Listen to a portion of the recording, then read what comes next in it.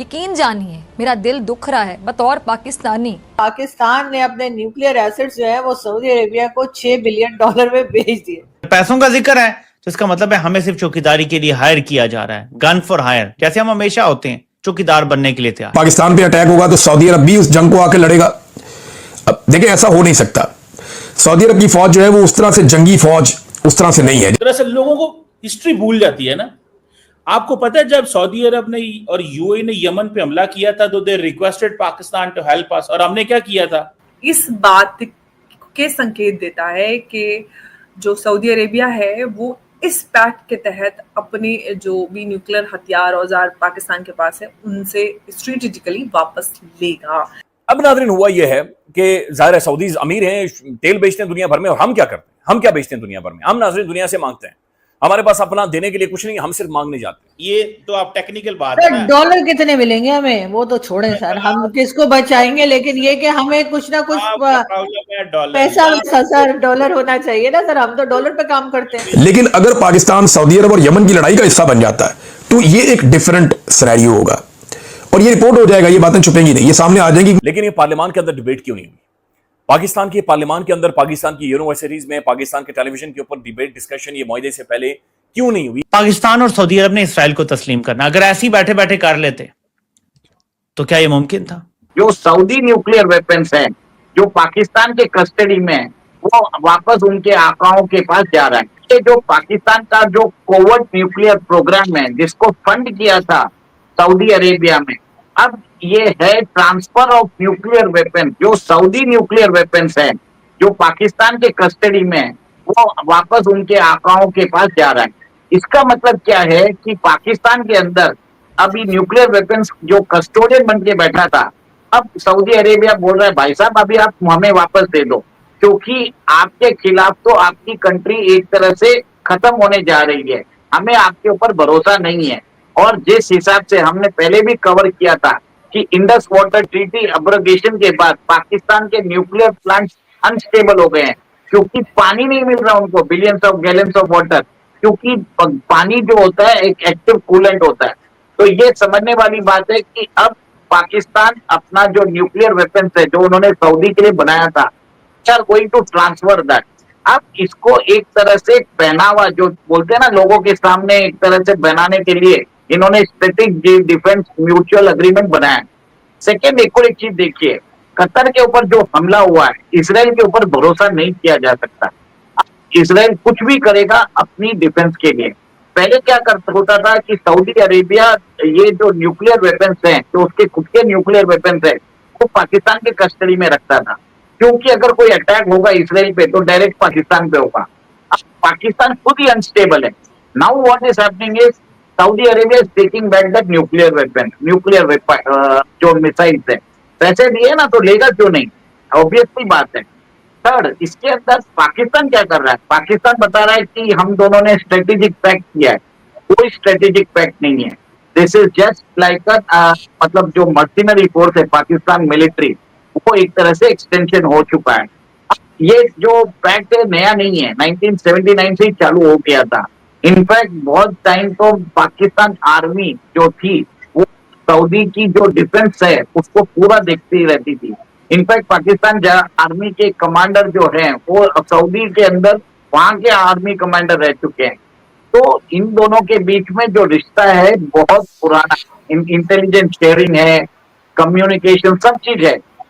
देखिए सबसे बड़ा इम्प्लीकेशन कहाँ होता है भारत का, जिस हिसाब से नैरेटिव बनाया जा रहा है कि any attack on Pakistan will be considered attack on Saudi also. ये सबसे बड़ा प्रॉब्लम है। कल अगर ऑपरेशन सिंधु 2.0 होता है तो क्या अगर पाकिस्तान भारत के ऊपर हमला करता है तो हम ये समझेंगे क्या सऊदी ने भी हम पे हमला किया? सबसे पहले हमको काउंटर वैसे करना पड़ेगा।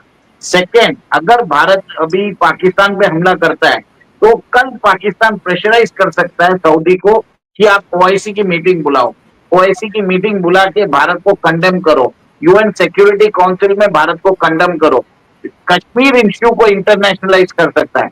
इसे सबसे बड़ा प्रॉब्लम वो हो रहा है। सेकेंड, अगर पाकिस्तान अगर ये ट्रीटी कर पा रहा है सऊदी से तो क्या अमेरिका को रिप्लेस किया जा रहा है? देखिए, अमेरिका के साथ सऊदी के अच्छे संबंध नहीं रहे थे बाइडेन एडमिनिस्ट्रेशन में। वहां तक ऐसे हो गया था कि जो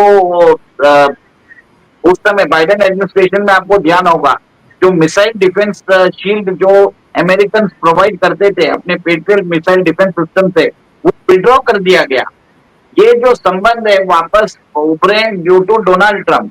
डोनाल्ड ट्रंप के आने के बाद ही सऊदी के एमबीएस ने $600 बिलियन इन्वेस्ट करने की बात की थी अमेरिका के अंदर। तो कहीं ना कहीं Saudi Arabia is drifting away from America, ये मुझे मानना है। और एक तरह से वो अपने न्यूक्लियर वेपन जो उन्होंने उसने पाकिस्तान को दिया है, वो वापस अपनी तरफ मंगा रहा है। पर इसको जो ऑपरेट करेगा वो पाकिस्तान ही करेगा, क्योंकि पाकिस्तान ने बनाया, उनको मालूम है क्या है इसके इंट्रिकेसी। तो इसको एक पहनाया जाएगा एज मुस्लिम नेटो।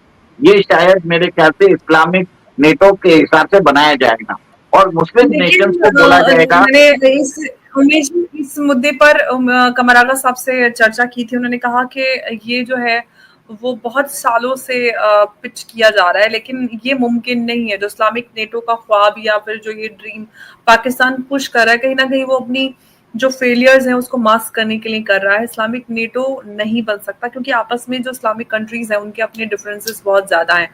और वो इजराइल के खिलाफ कैसे मोर्चाबंदी करेंगे, क्योंकि अगर इजराइल के खिलाफ अगर उन्हें मोर्चाबंदी करनी होती तो फिलिस्तीनियों के लिए तो अब तक किसी भी इस्लामिक कंट्री ने आवाज इस तरह से उठाई नहीं है। औपचारिकता के तौर पे थोड़ा सा कुछ लिख दिया, बोल दिया, अदरवाइज तो ऐसे यूनिटी अब तक नजर नहीं आए। पिछले कई सालों से ये सब चल रहा है।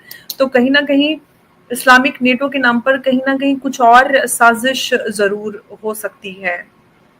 मैं उसी के ऊपर आ रहा था, मैंने यही बोलने वाला था कि फर्स्ट ऑप्शन ये हो सकता है। सेकेंड ऑप्शन ये हो सकता है कि ये जो डील है ये फैसिलिटेट ही अमेरिका ने कराई हो सकती है, क्योंकि पाकिस्तान पहले कतर गया था, फिर वो सऊदी अरेबिया जाके आया। अब अमेरिका के आशीर्वाद के बगैर ये काम हो नहीं सकता। नमस्कार दोस्तों, आपका एक और वीडियो में आपका स्वागत है। जैसा कि आपने क्लिप में देखा, पाकिस्तान ने $6 बिलियन में अपना न्यूक्लियर एसेट्स सऊदी अरब को बेचे, जिस कारण से सबको पता है कि पाकिस्तान अपने पैसे के लिए कुछ भी कर सकता है, वह किसी चीज़ को भी बेच सकता है। और इससे वह चाहता है कि हमें दो चीज़ के फ़ायदे हो। पहला कि हमें पैसे भी मिल जाए, और दूसरा हमारा मुस्लिम ब्रदरहुड भी ज़्यादा से ज़्यादा बढ़े। और जैसा कि आपको पता ही है, ईरान और इज़राइल के बीच युद्ध होने के बाद बहुत से मुस्लिम देश अब चाहते हैं कि हमारे पास भी न्यूक्लियर एसेट्स आए, जिस कारण से वह चाहते हैं कि ज़्यादा से ज़्यादा हम अपनी न्यूक्लियर हथियारों में तेज़ी से अपनी बढ़त बनाए सके।